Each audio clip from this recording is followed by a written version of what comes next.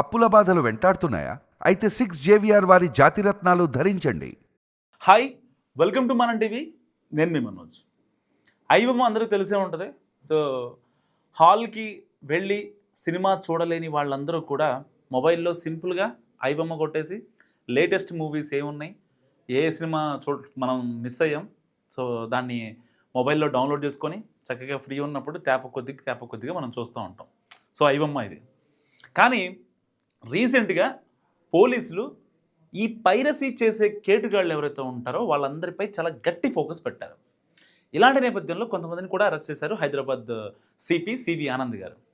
Cut చేస్తే హైదరాబాద్ పోలీసుల మీద కక్షగట్టిన ఈ హ్యాకర్ల ముఠా ఏం చేసిందంటే పోలీసులకే అదిరిపోయే ఒక బహిరంగ సవాల్ విసిరారు. అదేంటో చాలా డీప్గా చర్చిద్దాం. నిజంగా వీళ్ళు ఇచ్చిన స్టేట్మెంట్ ఏదైతే ఉందో, ఆ లెటర్ ఏమవుతుందో నేను ఫస్ట్ చూసి నవ్వు అనిపించింది నాకు. ఎందుకంటే వాళ్ళు ఎవరో మావోయిస్టులు కాదు, వాళ్ళు టెర్రరిస్టులు కాదు, వీళ్ళు అంతకన్నా ఎక్కువ అనుకోండి, వాళ్ళని హ్యాకర్లు అంటాం మనం. సో వీళ్ళు ఏం చేస్తున్నారంటే విదేశాల్లో సర్వర్లు పెట్టి హ్యాక్ చేసి అక్కడి నుంచే వీళ్ళందరూ ఆ మూవీస్ రికార్డ్ చేసిన మూవీస్ ఏవైతే ఉన్నాయో చాలా హై లెవెల్ ప్రింట్ని వాళ్ళు అక్కడి నుంచి అప్లోడ్ చేస్తారు. ఈవెన్ ఐపీ అడ్రస్ దొరకకుండా అని ఉండటం అనేది నిజంగా అసలు అయ్యే పని కాదు. మీ అందరూ తెలుసు ఐపీ అంటే ఇంటర్నెట్ ప్రోటోకాల్. సో ఇప్పుడు నేను ఒక గూగుల్ చేస్తున్నాను దీని ఒక ఇన్ఫర్మేషన్ కోసం, దానికి సంబంధించిన ఐపీ అడ్రస్ నా మొబైల్ డేటా ఏదైతే ఉంటుందో దాని నుంచి ఒక ఐపీ ఉంటుంది. సో ఈజీగా నేను ఏదన్నా దేశ విద్రోహ చర్యలు, రాజద్రోహం అలాంటివి చేసినప్పుడు ఈ ఐపీ అడ్రస్ ద్వారా నన్ను ఈజీగా ట్రేస్ అవుట్ చేస్తారు మన ఇండియన్ గవర్నమెంట్, ఎన్ఐఏ వాళ్ళు. కానీ వీళ్ళ ఐపీ అడ్రస్ మాత్రం ఎవ్వరూ హ్యాక్ చేయలేకపోతున్నారు. సో ఇలాంటి నేపథ్యంలో కొంతమందిని పోలీసులు పట్టుకున్నారు, మన ఇండియాలోనే పట్టుకున్నారనమాట. వీళ్ళు ఏం చేస్తారంటే ఏదైతే విదేశాల్లో డంప్ చేస్తారో ఒక సినిమా, సపోజ్ RRR సినిమా ఉంది, దాన్ని పెట్టారనుకుందాం. రీసెంట్ మూవీస్ చెప్పను నేను, ఇది ఎప్పుడుదో పాతది కాబట్టి 2-3 ఏళ్ల క్రితం కాబట్టి చెప్తున్నా. సో ఇప్పుడు RRR సినిమాని ఐబొమ్మలో అప్లోడ్ చేశారు. ఐబొమ్మలో అప్లోడ్ చేసిన తర్వాత ఇది ఎక్కడి నుంచి అవుతుంది? ఇండియా నుంచి అవుతుంది, దొరికిపోతారు. అందుకే వీళ్ళు ఏం చేశారు, దుబాయ్ నుంచో ఎక్కడి నుంచో అప్లోడ్ పెట్టారనుకుందాం. దానికి కొన్ని ఎర్రర్స్ వస్తాయి. ఆ ఎర్రర్స్ని ఇక్కడున్న ఎథికల్ హ్యాకర్స్, ఇండియాలో ఉన్న ఎథికల్ హ్యాకర్స్ ఐపీ అడ్రస్ సంబంధం లేకుండా వాటిని, ఆ ఎర్రర్స్ని, ఆ బగ్స్ని మొత్తాన్ని క్లియర్ చేస్తారు. సో ఎటువంటి ఇబ్బంది ఉండదు. ఇలాంటి సినారియోలో ఇంత వ్యూహాత్మకంగా వాళ్ళు ఎవరికి దొరకకుండా ఇన్నాళ్ళుగా చేస్తున్నారు కదా. ఇప్పుడు వాళ్ళు ఏం చెప్తారంటే ఇక చాలు, మమ్మల్ని పట్టుకుని చాలు, మా మీద ఫోకస్ పెట్టింది చాలు, మీరు కొంచెం ఇండస్ట్రీ గురించి, అక్కడున్న తెలుగు వాళ్ళ గురించి, ఎందుకంటే తెలుగు వాళ్ళు బేసిక్గా కులాలంటే కొట్టుకుంటారు, మతాలంటే కొట్టుకుంటారు, సినిమా అంటే ఇక అసలు ఏదైనా సరే కోసుకుంటారు మన వాళ్ళు, అంత ఇదిగా ఉంటారు. ప్రతి ఒక్కరికి కృష్ణానగరే మామ అసలు ఆ సాంగ్ సెట్ చేసుకొని వాళ్ళ హీరోలుగా, వాళ్ళని ఒక నేను హీరోలా ఉంటా, విలన్లా ఉంటా అని ప్రధానికి ఆ సినిమా డైలాగ్స్ వాడటం కావచ్చు. సో అన్నిటికీ యాప్ చేసుకుంటూ ఉంటారు మన వాళ్ళు. సో ఇలాంటి నేపథ్యంలో ఇప్పుడు ఏం జరుగుతుందంటే వాళ్ళందరూ పోలీసులకి ఒక బహిరంగ సవాల్ విసిరారు, ఎటువంటి మొహమాటం లేకుండా. మీరు ఫస్ట్ ఫోకస్ చేయండి ఇండస్ట్రీ పైన.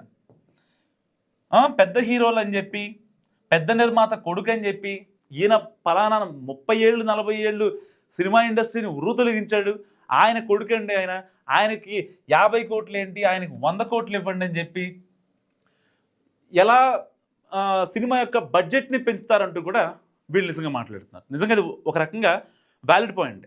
వీళ్ళు రేస్ చేసిన పాయింట్ ఏంటంటే హీరోలను తిట్టడం కాదు, ఇక్కడ హీరోయిన్లో తిట్టడం కాదు. వీళ్ళు చెప్పేది గ్రౌండ్ లెవెల్లో, ప్రొడక్షన్ లెవెల్లో కెమెరా పట్టుకొని, లైట్ పట్టుకొని, స్క్రిప్ట్లు పట్టుకొని తిరిగేవాళ్ళు, వాళ్ళు అలాగే ఉండిపోతున్నారు. పెద్దోళ్ళు అవుతున్నారు, చిన్నోళ్ళు అయిపోతున్నారు అనే కాన్సెప్ట్లో వీళ్ళు లెటర్లో ఒక మెన్షన్ చేశారు. చాలా మంచి వ్యాలిడ్ పాయింట్. మరి వాళ్ళని పెట్టవచ్చు కదా, వాళ్ళని కొంచెం వాళ్ళ ఆర్థిక పరిస్థితులు మెరుగుపరచవచ్చు కదా.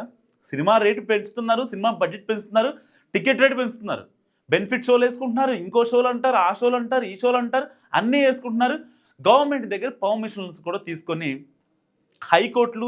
కోర్టులు చెప్పినా కానీ పట్టించుకోకుండా గవర్నమెంట్ దగ్గర పర్మిషన్ తీసుకొని మీరు ఆ టికెట్ రేట్ పెంచుకొని మీ డబ్బులు మీరు జేబులో వేసుకుంటున్నారు, బాగానే ఉంది. మరి వాళ్ళ సంగతి ఏంటంటూ మాట్లాడుతున్నారు. ఒక రకంగా వ్యాలిడ్ పాయింట్ అనుకుందాం. సరే, వాళ్ళు ఇంకోటి చెప్పేది ఏంటంటే, ఒకవేళ మీరు మా మీద ఫోకస్ ఆపకపోతే మేము ఎంతకైనా సిద్ధం అంటున్నారు అనమాట. సిద్ధం అంటే ఇది జగన్ సిద్ధం కాదు, ఇది నార్మల్గా వీళ్ళు హ్యాకర్లు సిద్ధం అన్నమాట. హ్యాకర్లు బేసిక్గా హ్యాకర్లతో ఎవరు పెట్టుకోరు. ఎందుకంటే ఎవరి పర్సనల్ డేటా అయినా సరే ఈజీగా యాక్సెస్ చేయగలరు హ్యాకర్స్. ఒక్కసారి టార్గెట్ ఫోన్ ఏదైతే ఉంటుందో, సపోజ్ ఫర్ ఎగ్జాంపుల్ నేను హ్యాకర్కి టార్గెట్ అయ్యాను, నా మొబైల్ నెంబర్ వాళ్ళకి తెలుసు అనుకున్నాం, ఎవరి త్రూగానే తెలిసింది. జస్ట్ నాకు ఒక చిన్న బగ్ వస్తుంది గూగుల్ క్రోమ్లో. వన్స్ గూగుల్ క్రోమ్లో నేను ఏం చేయాల్సిన అవసరం లేదు. ఒకవేళ నేను గూగుల్ క్రోమ్ యూజ్ చేయని యూజర్ని అయితే నాకు డైరెక్ట్గానే ఫోన్కి ఒక బగ్ వస్తుంది. ఆ బగ్ని జస్ట్ నేను క్యాన్సిల్ కొట్టినా సేవ్ కొట్టినా సరే నా ఫోన్ హ్యాక్ అయిపోద్ది. సో మీకు తెలుసు, మీరు చాలామంది ఎథికల్ హ్యాకర్స్ని ఇండియాలో మీరు చూస్తూ ఉంటారు. కొన్ని ఇంటర్వ్యూస్ కూడా వచ్చాయి. ఈజీగా ఫోన్ని ఎలా యాక్సెస్ చేయొచ్చో నాకు తెలియకుండా నా ప్రైవేట్ పిక్స్ కావచ్చు, ఎన్ని ఫోటోలు నేను ప్రైవేట్లో పెట్టాను, ఎన్ని ఫొటోస్ నా గ్యాలరీలో పబ్లిక్లో ఉన్నాయి, అండ్ నా వాట్సాప్ చాట్లను కూడా ఈజీగా ఫస్ట్ ఎవరి పేరు ఉంది, సెకండ్ ఎవరి పేరు ఉంది, ఆర్కైవ్లో ఎవరున్నారు, ఇలాంటివన్నీ ఈజీగా యాక్సెస్ చేయొచ్చు. సో అలాంటి వాళ్ళే హ్యాకర్లు. ఇప్పుడు వాళ్ళు చెప్తుంది ఏంటో తెలుసా, మీరు గనక మా మీద ఫోకస్ కనుక తీయకపోతే మేము ఎట్టి పరిస్థితుల్లో ఊరుకోము, పోలీసులకు సంబంధించిన ఇన్ఫర్మేషన్ మొత్తం అన్నీ బయట పెట్టేస్తాం. పోలీసులకి సవాళ్ళు ఇస్తున్నారు వాళ్ళు. మరి వీళ్ళని హ్యాకర్లు అనాలా, ఇంకేమనాలా? మరి పోలీసులు దీన్ని యాక్సెప్ట్ చేస్తారా లేదా? ఎందుకంటే వాళ్ళు కీడించి మేలించి అన్నట్టుగా ఒక రకంగా తెలుగు వాళ్ళ కోసము మేము ఆలోచిస్తున్నామని చెప్పి చాలామంది కొంచెం అంటే ఇది నాన్ సింకే బట్ చెప్తా, ఇప్పుడు ట్రెండ్ మారిపోయింది. రిలీజ్లకేమో జనాలు థియేటర్లకు వెళ్తున్నారు. లేదు అది కొత్త సినిమా, ఒక 200 కోట్ల బడ్జెట్తో సినిమా తీశారంటే దాన్ని ఐబొమ్మ మూవీ రీల్స్లో చూస్తున్నారు. అలాంటి ట్రెండ్ క్రియేట్ చేసిందనమాట ఈ మూవీ రీల్స్ కావచ్చు, ఐబొమ్మ కావచ్చు. అంటే ఇది అల్టిమేట్గా దీన్ని ప్రోత్సహించాలని నేను చెప్పట్లేదు, దీనివల్ల చాలా ఇబ్బంది అవుతుంది. కానీ వీళ్ళు మాట్లాడిన దాంట్లో పోలీసులు ఇన్ని రోజులు వాళ్ళ కోసం ఛేదించి కొంతమందిని పట్టుకొని ఫైనల్గా దీనికి ఈ ఇష్యూకి ఒక డాట్ పెట్టడానికి ట్రై చేసే టైంలో ఐబొమ్మ నుంచి ఇలాంటి ఒక థ్రెటనింగ్ అథెంటిక్ మెసేజ్ రావటం నిజంగా చాలామందికి పోలీస్ డిపార్ట్మెంట్లోనే ఇప్పుడు ఏం అర్థం కాని పరిస్థితి. ఒకవేళ పర్సనల్ ఇన్ఫర్మేషన్ లీక్ చేస్తారంటున్నారు, నిజంగానే అంత ఇన్ఫర్మేషన్ వాళ్ళ దగ్గర ఉందా? అసలు వీళ్ళు అథెంటిక్ ఇన్ఫో ఇచ్చారా లేదా? ఒకవేళ ఇస్తే వాళ్ళ సర్వర్లో అంత డేటా ఉందా? మా దగ్గర దాదాపుగా 5 CR మెంబర్స్ డేటా ఉందంటున్నారు. 5 CR. వీళ్ళందరూ ఐబొమ్మ యూజ్ చేసేవాళ్ళే. మీరు ఒకవేళ ఈ వీడియో చూస్తున్న వాళ్ళు ఐబొమ్మ కనుక మీరు యూజ్ చేసి ఉంటే, ఎప్పుడన్నా సమ్ పాపప్కి మీరు సినిమా కోసం ఓకే కనుక కొట్టుంటే, అలౌ చేసుంటే మీ డేటా మొత్తం మన మామ దగ్గర ఉంటుంది అనమాట. ఇబ్బంది ఏం లేదు, సేఫ్గా ఉంటుంది ఆయన దగ్గర. మీరు ఫోన్లో డిలీట్ చేసినా సరే ఆయన దగ్గర సేఫ్గా ఉంటుంది, మన హ్యాకర్ల దగ్గర.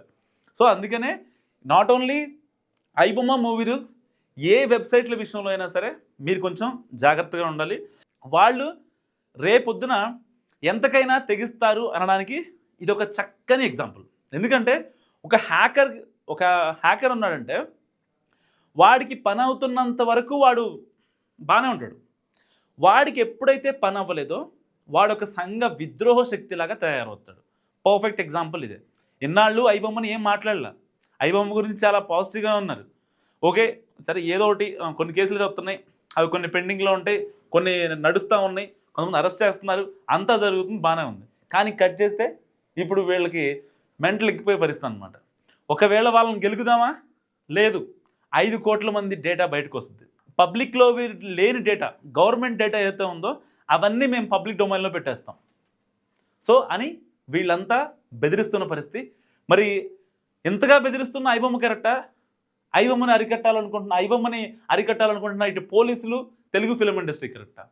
మీరేమనుకుంటున్నారో నాకు మస్ట్గా కామెంట్ చేయండి. చూస్తున్నానండి మనం టీవీ.